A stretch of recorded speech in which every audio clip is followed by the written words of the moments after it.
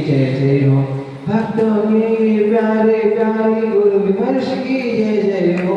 संकट मोचन तारण हारे गुरु विमर्श की जय जय हो। भक्तों के प्यारे प्यारे गुरु विषम की जय जय हो। गुरु श्रद्ध की जय जय हो।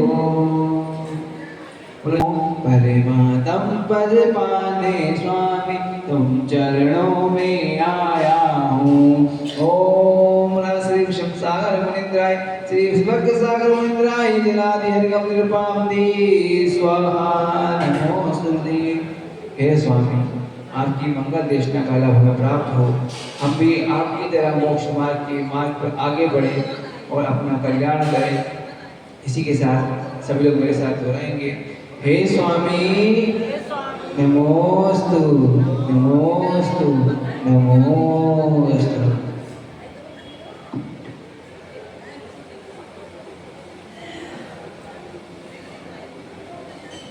सभी महानुभाव अपने दोनों हाथ जोड़ लेंगे और सिद्ध परमात्मा को नमस्कार करेंगे। ओम नमः सिद्धेभ्य।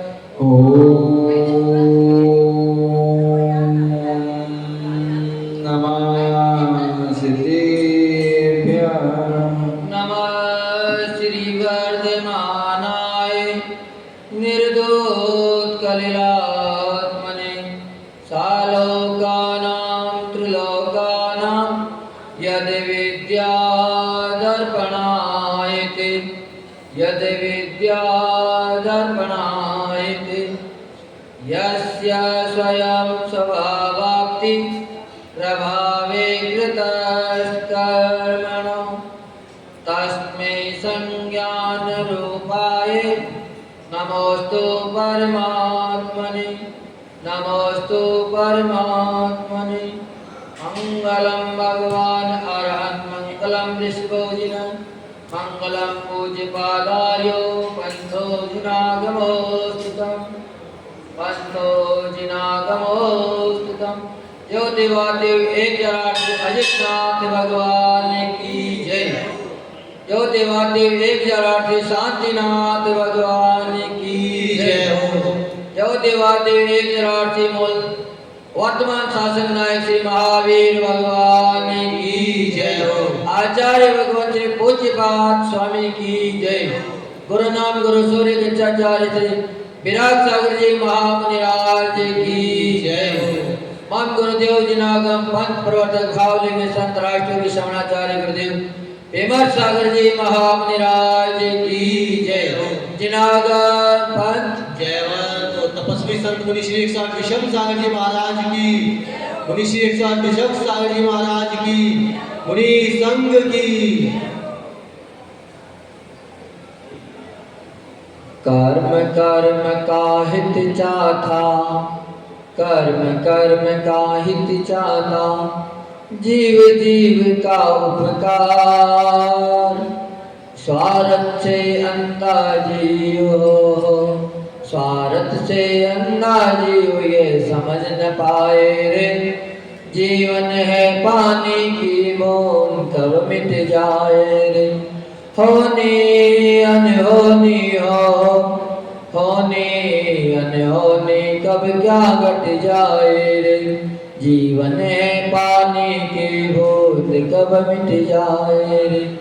जय दो जनागम पंथो अनादि अनिधन जनागम पंथ जयवंत हो।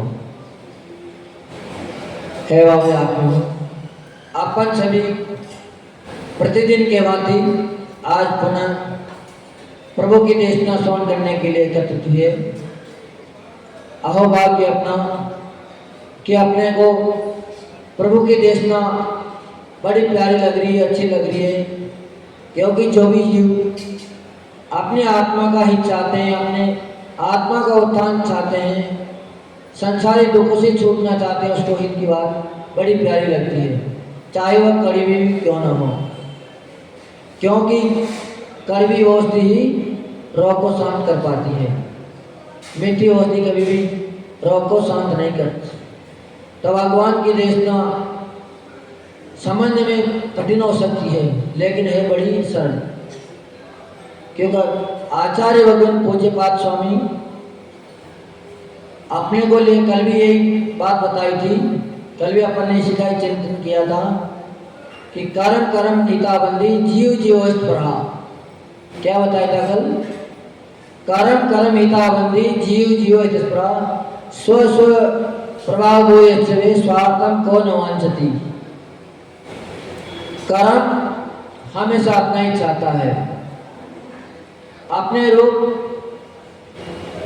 जीव को बनाना चाहता है, परिवारी जन अपना ही चाहते हैं, साधु जन सन्यासी जन अपना ही चाहते हैं, सब अपने अपने कार्य में तत्चित हैं।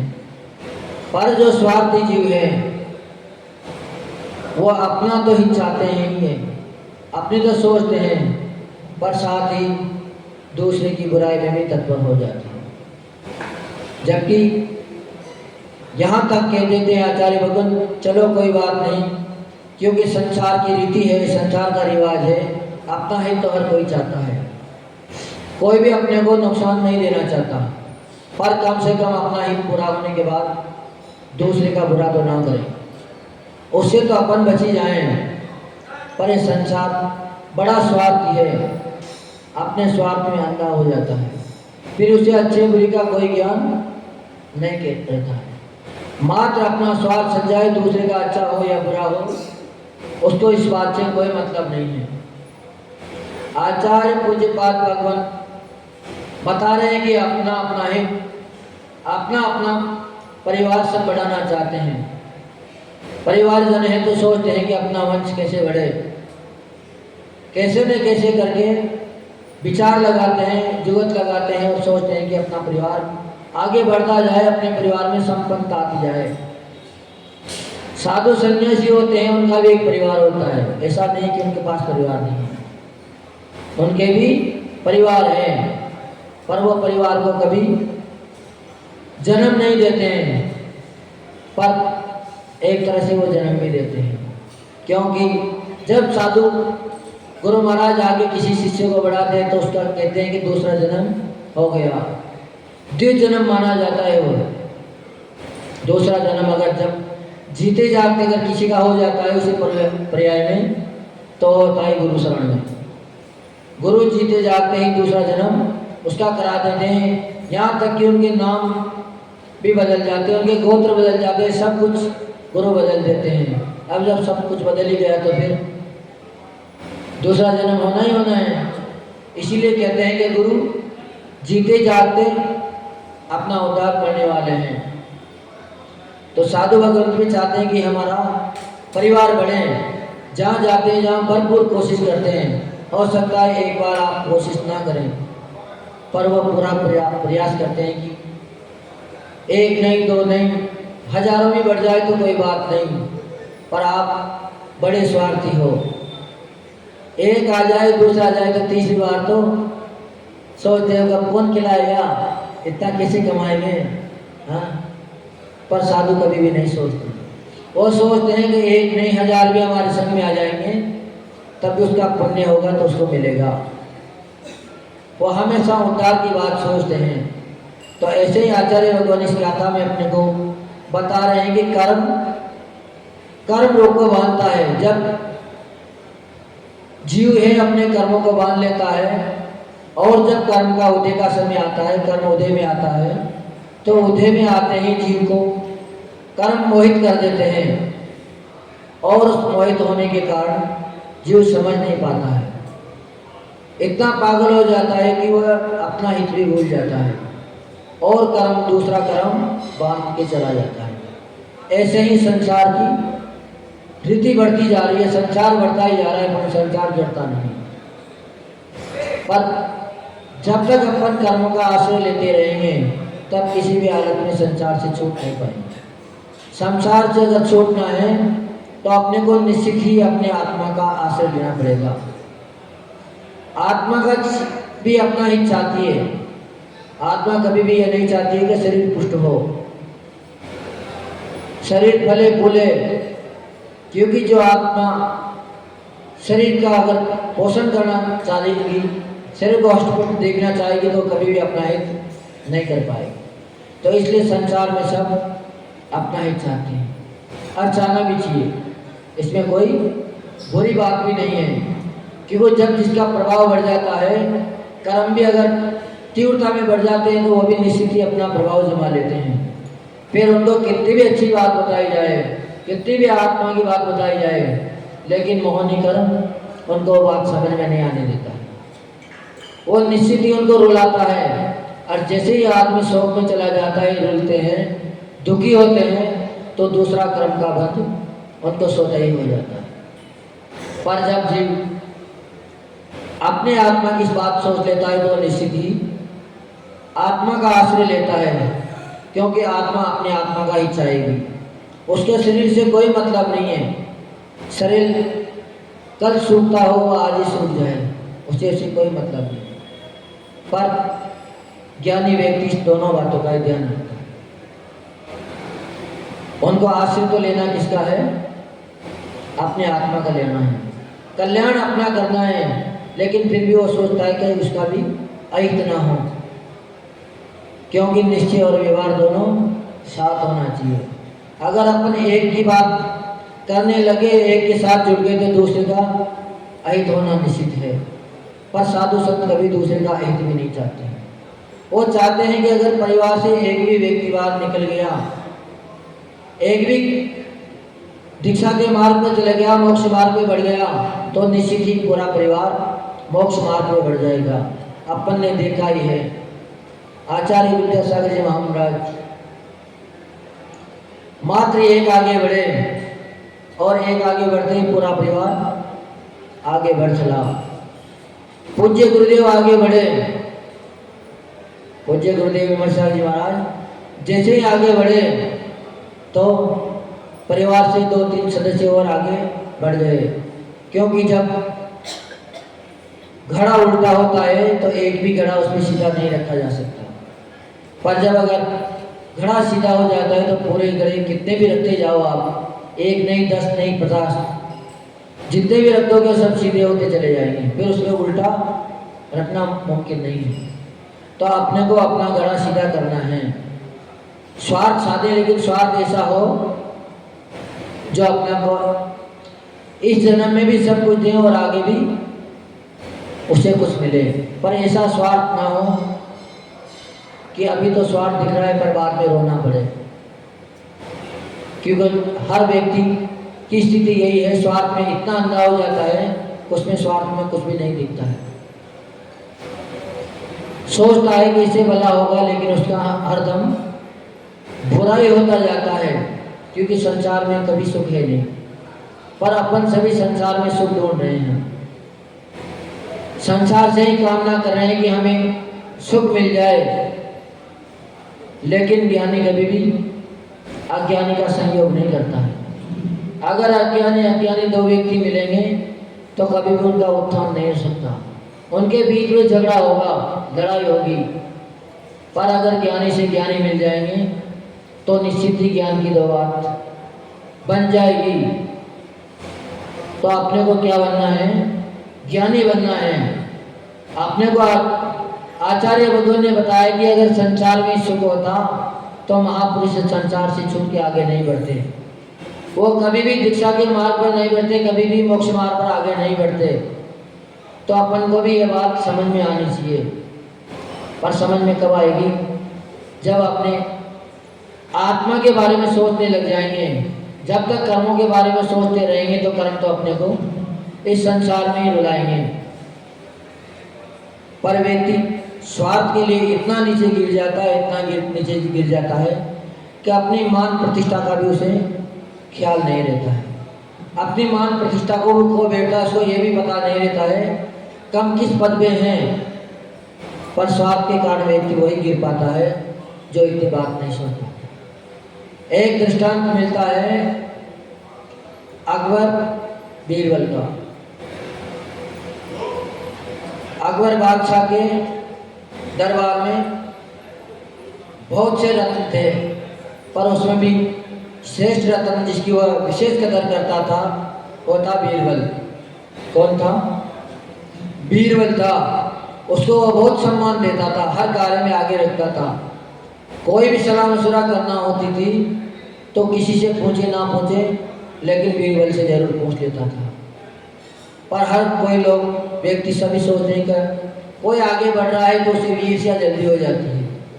सभी सन्यासी सोचते थे कि इसका इतना सम्मान कैसे होता है, यही कोई बुद्धिमान नहीं है, हम भी बुद्धिमान हैं, हमारे अंदर भी बुद्धि है। तो सब उस व्यक्ति को नीचा दिखाने के लिए तैयार हो जाते हैं। उस सभा में भी ऐसा ही हुआ। जो अकबर बादशाह की बेगम साहिबा थी, उनका ही भाई था। उसने सोचा कि हम भी कोई कम बुद्धिमान नहीं है, चाहे हो ना हो, क्योंकि आधी गगरी भरी हमेशा झलकती है। जब गगरी पूरी पानी से भर जाती है तो कभी भी बार उसका पानी नहीं आता है, कितनी भी आप तेज दौड़ते हुए चले जाओ, लेकिन अगर खाली है और थोड़ा सा भी झटका लग गया तो निश्चित ही अंदर से पानी बाहर आ जाता है। तो ऐसा ही होता। अब वो सीधे सीधे सम्राट से तो कहने वाले नहीं थे, क्योंकि सम्राट के सामने तो डर लगता था। सम्राट से हम कैसे कहें, लेकिन आप लोगों के ऊपर सबका जोर चलता है। हाँ, तो सीधा सीधा वहां से गया और कहाँ पहुंचा? अपने बहन के पास पहुंचा। बहन ने आते हैं इसको बड़ा सम्मान दिया। भाई बोला कि बहन आप क्या सम्मान दे रही हो, हमारा तो आपके दरबार में रहते ही बहुत अपमान हो रहा है, हमारी तो कोई गिनती नहीं है। हम भी तो बुद्धिमान है, लेकिन हमसे कोई पूछता भी नहीं है। और वो देखो बीरबल, जिसको कुछ आता जाता नहीं है, फिर भी सम्राट उसका बहुत सम्मान करते हैं, हर बात में उसको आगे रखते हैं। तो बहन बोली कि भैया क्या कर सकते हैं तुम्हारे लिए, कहा में भी कुछ सम्मान मिले हैं, मैं और कुछ नहीं चाहिए। आपके पास रहते हुए हमारा अपमान हो, ये तो हो नहीं सकता और होना भी नहीं चाहिए। भाई की बातें सुनकर बहन को भी बड़ा दर्द हुआ, उसको भी अच्छा नहीं लगा कि बात तो सही है, हमारे रहते हुए भैया की दुर्दशा हो जाए, ये नहीं होनी चाहिए। उसको आश्वासन दिया कोई बात नहीं, तुम अभी चले जाओ, हम तुम्हें निश्चित ही उच्च पद पर आसीन करवा देंगे, बीरबल का पद तुम्हें दिलवा देंगे। क्योंकि बुद्धिमान को भी निश्चित ही अपनी बात मिलनी चाहिए, अपना पद मिलना चाहिए। तुम्हारे अंदर अगर बुद्धिमत्ता है तो निश्चित तुम्हें मिलेगी। जैसे ही सम्राट आया, कहाँ पर आया? महल में आया। भोजन करने बैठा तो धीरे धीरे धीरे बेगम साहिबा भी अपनी बात रखने लग गई। क्योंकि अगर बात मनवानी है तो कब कब रखते हैं लोग? हर बात भोजन के समय रखी जाती है, बाकी समय पे नहीं रखी जाती। हाँ, देखा भी जाता है कि कोई भी बात हो, लेकिन पहले ऐसे नहीं होता था। जो विद्वान होते थे वो ऐसे नहीं करते थे, ये काम है मूर्खों का। क्योंकि भोजन तो कम से कम अच्छे से होना चाहिए। मालिक भी अगर नौकर भोजन कर रहा होता है तो उसको काम नहीं बताता है कि पहले भर पेट भोजन कर लें, इसके बाद काम बताया जाता था। तो पहले महिलाएं बड़ी बुद्धिमत्ता होती थी, सभी तो नहीं पर विशेष तौर से पहले हर जगह ऐसा ही रिवाज था कि कभी भी कोई दुख की बात होती थी तो सहजता में नहीं बोल दी जाती थी, भोजन के समय में कोई बात नहीं बताई जाती। पर बेगम साहिबा अपने आप को बुद्धिमान तो समझती थी, पर उतनी बुद्धिमान थी नहीं। उसके अंदर स्वार्थ आ गया था। किसका आ गया था? कि मेरे भाई को कुछ सम्मान मिलना चाहिए, उसका दर्द खत्म होना चाहिए। तो अकबर से बोली कि जापना, आपके दरबार में बहुत से लोग बुद्धिमान हैं, सब अपनी बुद्धिमत्ता के लिए फेमस है, फिर भी आप मात्र एक ही व्यक्ति को सम्मान देते हो, ऐसा नहीं होना चाहिए। इस पर विचार किया जाए, सबको अपना अपना सम्मान मिलना चाहिए, क्योंकि मेरा भाई भी कोई कम बुद्धि वाला नहीं है, पर आपने उनको एक भी पद नहीं दे रखा है, मात्र अपना भोजन करता है और चला जाता है, उसका कोई सम्मान नहीं है।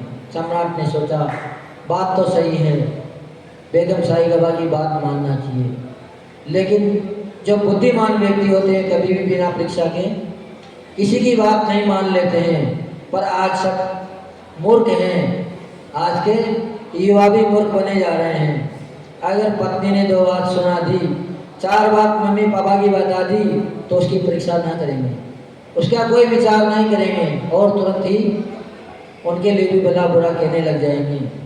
जिन्होंने उन्हें जन्म दिया है, पाला है, पोसा है, सम्मान दिया है, सम्मान के लायक बनाया है संसार में, पर आज बुद्धि है नहीं, मात्र अहंकार है, संग है एक तरह से, जो दूसरे की हवा में बजता है, संग कभी भी खुद नहीं बजता है। तो ऐसे ही बुद्धिमान व्यक्ति जो होता है वो किसी भी बात के ऊपर अपना समर्थन तभी देता है जब खुद उसका चिंतन कर लेते हैं, परीक्षा कर लेते हैं। तो सम्राट भी बुद्धिमान था। जैसे ही उसने बात कही तो बेगम साहिबा से की कि आपकी बात पर विचार किया जाएगा, कल सभा बुलाई जाएगी, कि हम भी चाहते हैं कि बुद्धिमान व्यक्ति आगे आए, हमारे दरबार में कोई भी मूर्ख ना रहे, सब को सम्मान दिया जाएगा, हम चाहते हैं कि सब आगे आए। दूसरे दिन जैसे ही सभा लगी तो उस दिन संयोग से अकबर बीरबल वहाँ पर आए नहीं, मात्र सम्राट ही पहुँच पाए। तो सम्राट बोले कि हम आज आपको उच्च पद देना चाहते हैं, जो अपनी बुद्धि को आगे बढ़ाना चाहते हैं वो पेश हों। तो जो सलाह करके आए थे उसने समझ ली कि निश्चित ही हमारी बहन ने, सम्राट ने कुछ कहा होगा और वो हमें उच्च पद देना चाह रहे होंगे, तो बड़ा खुश हुआ, मन ही मन बड़ा खुश हुआ और बोला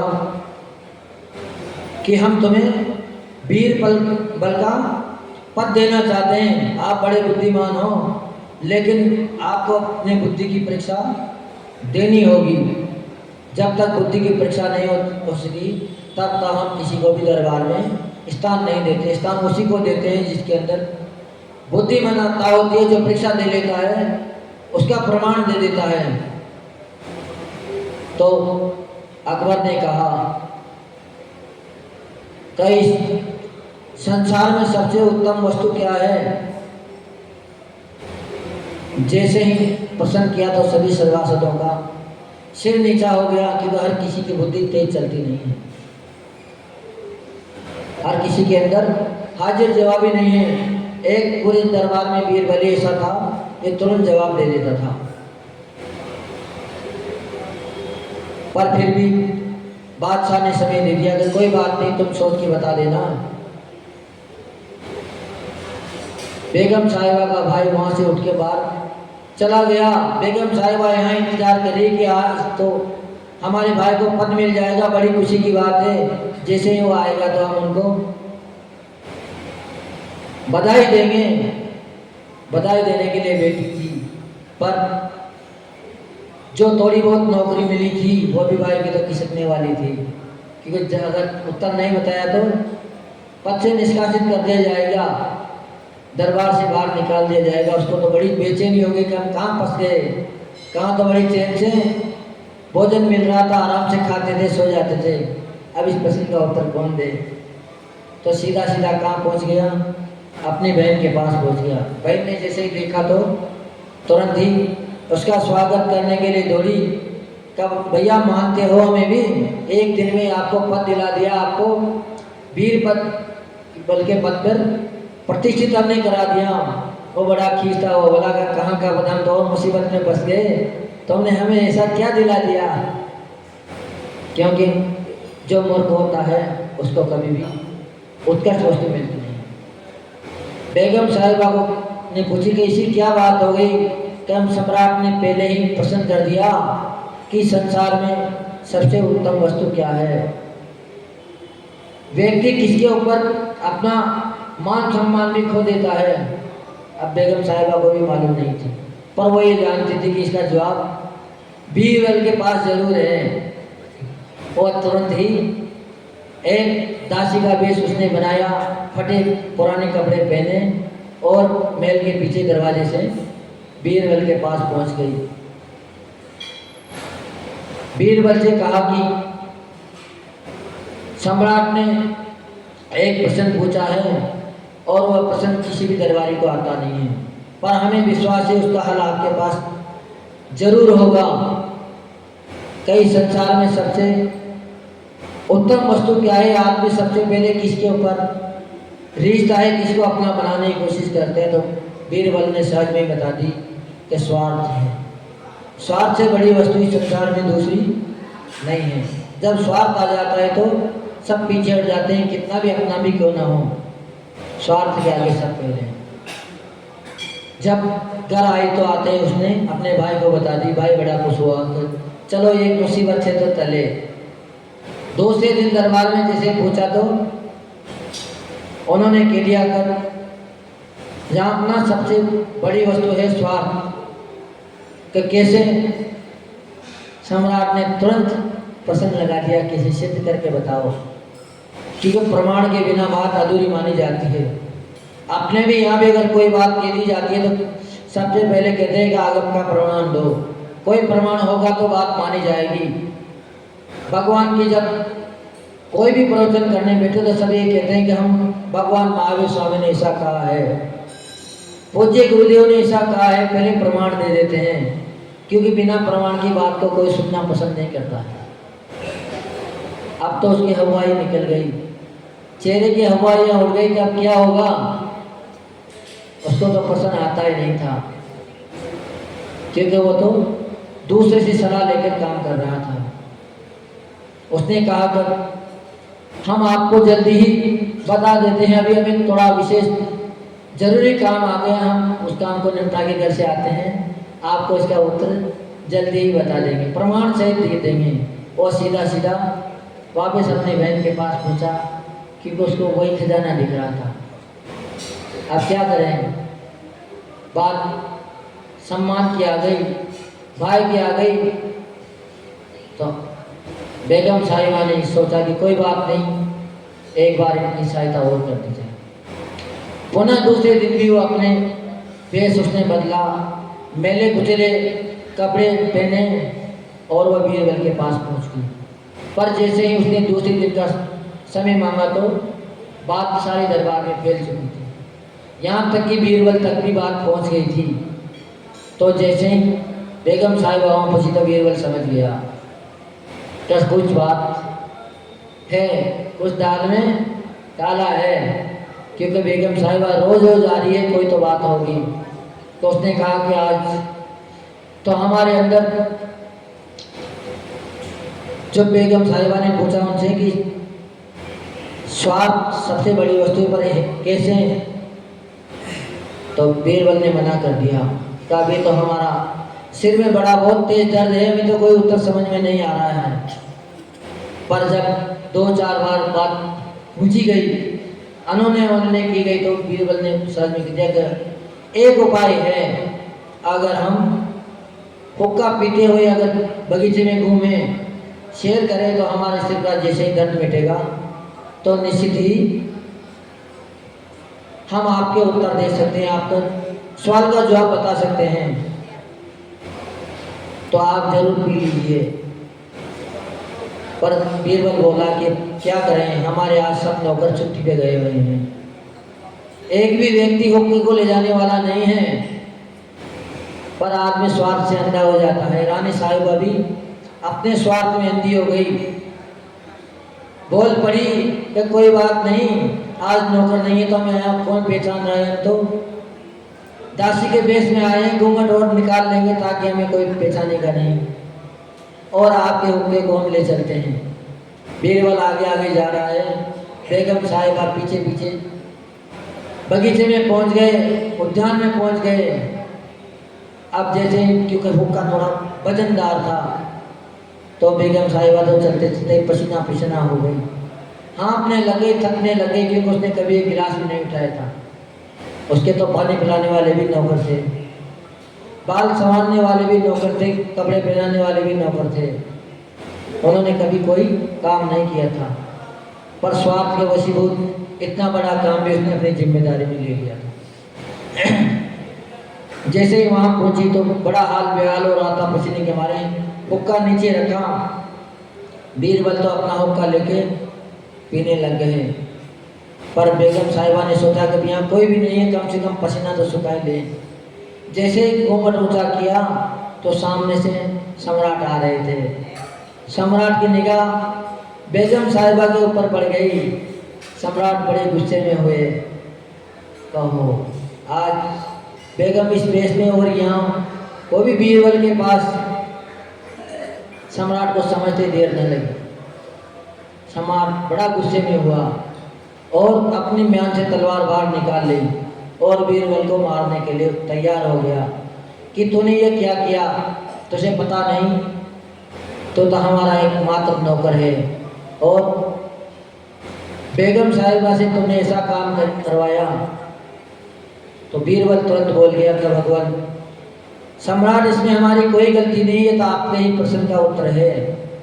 आपने स्वार्थ को सिद्ध करने के लिए बताया था, ये स्वार्थ का ही प्रतिफल है। हमने इनको नहीं बुलाया, ये अपने स्वार्थ के खातिर यहाँ है। तो अपन भी सब स्वार्थी हैं, पर जो अपने स्वार्थ में भी अच्छा ही ढूंढ लेता है, अपना स्वार्थ सदे लेकिन दूसरे का बुरा न हो, वहाँ तक तो स्वार्थ भी अच्छा माना जाता है। पर आजकल अपना अच्छा हो रहा है, लेकिन दूसरे का अच्छा क्यों ना हो जाए।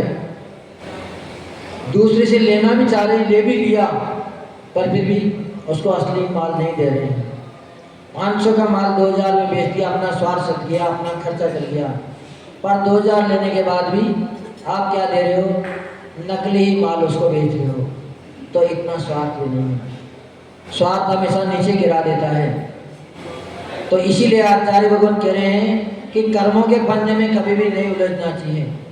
कर्म की बात जब भी आप मानते रहोगे, आपको संसार का ही सामना करना पड़ेगा। संसार में आप रुकते जाओगे, पर आपका कल्याण नहीं होगा। इसलिए आपको सतत आत्मा की बात मानना चाहिए, गुरुओं की बात मानना चाहिए। जब आप गुरु की बात के ऊपर विश्वास करने लग जाओगे, गुरु के ऊपर समर्पण कर दोगे, तो आपका कभी भी अहित हो नहीं सकता। फिर आपको निश्चित ही एक गति मिल जाएगी, रास्ता मिल जाएगा। तो आपको बात किसकी माननी है, अपने आत्मा की बात माननी। कर्मों की बात कभी भी नहीं माननी चाहिए। पर संसार में जो बलवान हो जाता है, वो अपनी बात निश्चित ही मनवा लेना है। तो अपने को भी बलवान बनना है, कभी कमज़ोर अपने आप को नहीं समझना है कि हमसे महाराज जी ये बात नहीं हो सकती। जब भी जवाब दो तो यही दो, नहीं हम करेंगे।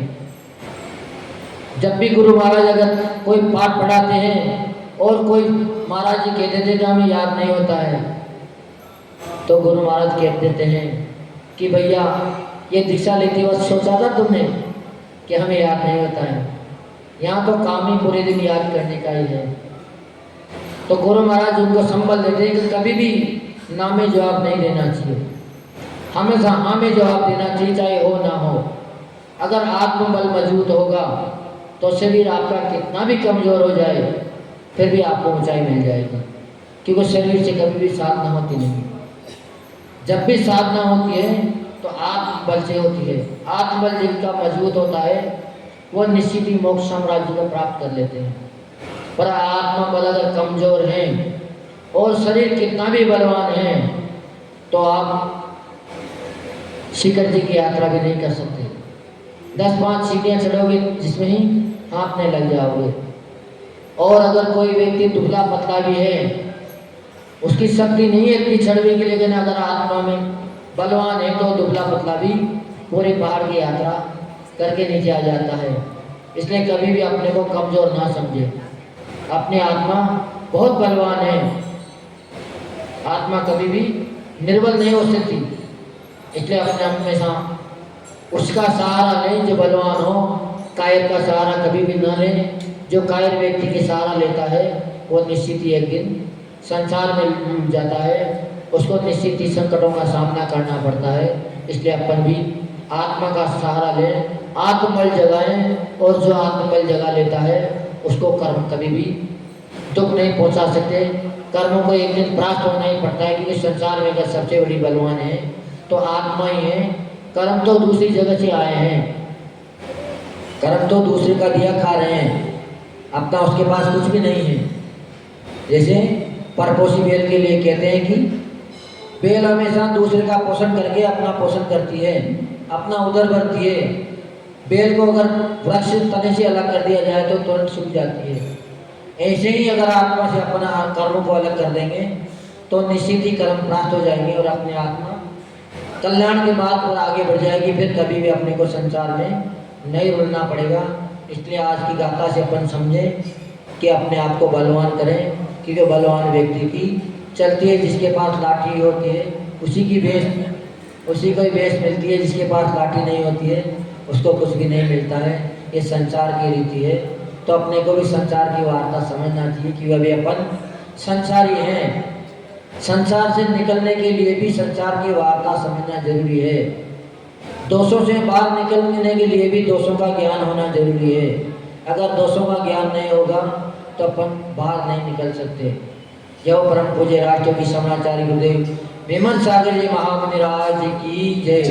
आप सब समझदार हो, इस बात पर विशेष ध्यान देना कि कौन अपना है कौन पराया है। विवेक भैया बताएंगे। एक छोटी सी बात, जैसे स्वामी जी ने कहा कि स्वार्थ नीचे गिराता है, वैसे ही मोह कहाँ गिराता है? संसार में गिराता है। उसके लिए पदमंदी पंचशंति गौरव मैंने अभी भी पढ़ा था तो लिख लिया, सुनाने का मन हुआ था। सजयति गुरुवर्याना यस्य बलवचन रश्मिभिर्जटिति नश्यति तन्मोहतमो यद्विशो दिनकरादि नामा। क्या कह रहे हैं यहाँ पे आचार्य पदमंदी स्वामी गुरु की महिमा कह रहे हैं कि जिस मोह को सूर्य चंद्र आदि नष्ट करने में असमर्थ हैं, ऐसा मोह, अब आप ध्यान देना, ऐसा मोह बातों ही बातों में गुरु की वाणी से नष्ट हो जाता है। कैसे? बातों ही बातों में जब गुरु महाराज उपदेश देते हैं ना तो मोह नष्ट हो जाता है। तो हम सब अपने अपने पुण्य की अनुमोदना करें कि हम लोग इतने पुण्यशाली हैं जो संसार में गिराने वाला मोह है, स्वार्थ है, उसको नष्ट करने के लिए हम यहाँ पर प्रस्तुत हुए हैं। और हमारे उपादान में इतनी शक्ति है और निमित्त भी हमें वैसे ही मिले हैं। संसार की बात करने वाले तो बहुत मिल जाएंगे, संसार दिखाने वाले तो बहुत मिल जाएंगे, पर संसार नष्ट करने की सामर्थ्य मात्र जिसमें है तो वो है